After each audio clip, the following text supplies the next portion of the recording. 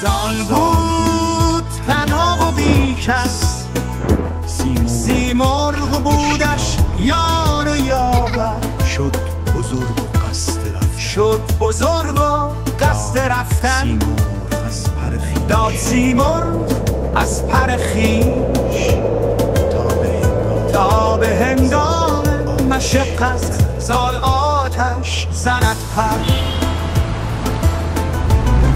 حالا پس از دوران‌ها گل رنگ هست سیمرغ ما،